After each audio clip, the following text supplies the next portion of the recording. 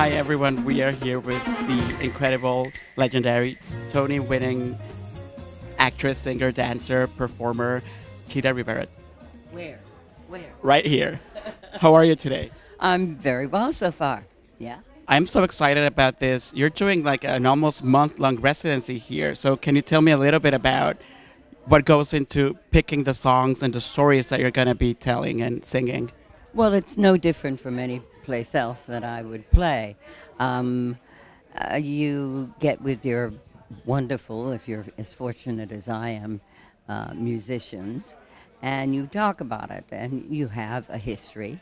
So you decide that there are certain stories that are connected to certain songs or certain shows, and you decide, which ones are fun and which ones are perfect, to get into or get out of, and you just tell them. It's when you've been around as long as I have, you have quite an assortment.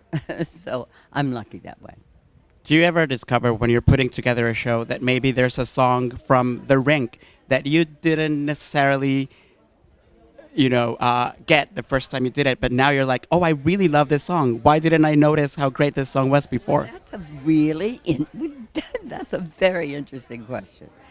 I think the more you do your material, the more you find out about yourself, about the character, about what the writer intended. The more you do it, the stronger and closer you get to the song. So that does, I think, happen on a very natural basis. To be aware of it is a whole other bag of beans, and I think I am. I mean, I had to write a note for, I didn't have to, but I wanted to write a note to a group of dancers that are doing West Side this year. And it was nice to be able to tell them that they were about to experience an extraordinary show, and that it will live with them forever, and it still does in me. So when I sing the songs from shows I've done, well, West Side is 60 years old. Right. Wow. That's worth a double wow. Right. Yeah. And but I still find things in it that I absolutely love and adore. But that is the luck of being able to work with geniuses. I was lucky that way. Are you looking forward to the Steven Spielberg movie remake of West Side Story? Curious. Because unfortunately, the story is the same. When I say unfortunately, the problems of the story are still the same, and so I think it's really important that the positive thing is that it's important that that story be told again and again and again until we stop this horrible, difference, fear that people have. And I just hope they don't get too far from, well, they can't do anything with Lenny's music. How you gonna not do Jerry Robbins dances? You know what I mean? But it's Steven Spielberg, and he's a magician. So as long as it's told and in your face, and told for the right reasons, yes. And I think he's the man to do it. Right. So many of the shows that I'm so excited. West Side's my favorite musical. So right now I'm so happy to be talking to you. So many of the shows that you've done, things especially like, Kiss of the Spider Woman, and not to mention Chicago. Great shows, yeah. And they're so of the moment. Like, no, I don't think any of the shows that you've done are of a specific era. They can be done is that something that goes into when you select what shows you want to do? Well, it's so nice to say I selected this and I selected that, but, God's been good to me. Time has been good to me. And as much as I'd like to say I'd be around for another 40, 50 years.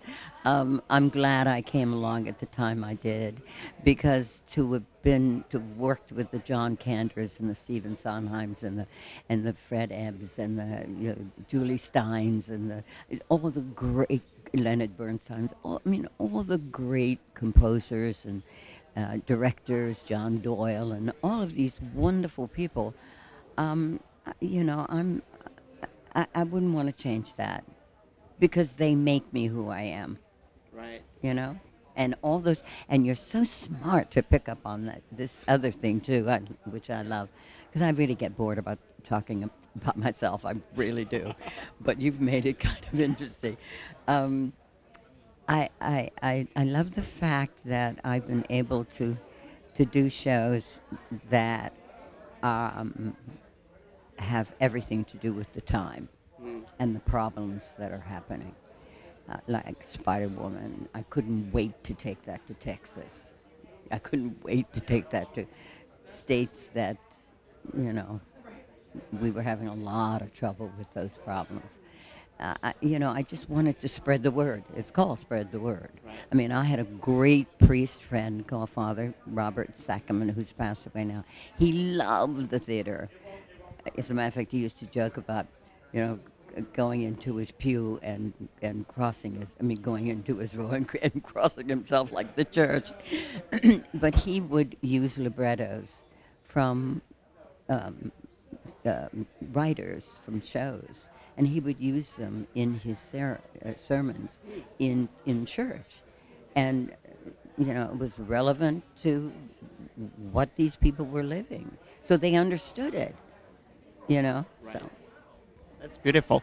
I don't even want to tell you how many times I went to see The Visit, because I love. no, I love you. Oh, I want to go home after this. I don't need another interview. I am so okay. Okay. But no, I'm thrilled, because I love that show. It's a great show. And Graciela Danielle and John Doyle and Roger Rees. Did you see Roger? I saw Roger, and then I saw Tom. Yeah, and Tom. so Tom great. kicked But it. what I really wanted to ask you is, I love Claire Sakanasi, and she's amazing. And I love that she goes all over carrying the coffin. So I want to ask you, what's the one thing that you never leave the house without? My coffin. No. Oh my God, did I say that? Oh my God. The one thing I don't leave my house without, I don't leave I've got a little angel in my purse, and I carry that in my purse, and my daughter's pictures in my purse, so things like that. I could think of more, but they're going like that. Uh-oh. So just, you want to invite our viewers to come see your show? Oh, well, we're in a wonderful room called Below 54, and all we have to offer is some entertainment to lift you and to make you feel good, hopefully. And we just want you to come on in and have some fun with us. So come on down. Thank you, Ms. Rivera. Chita. Thank you, Chita.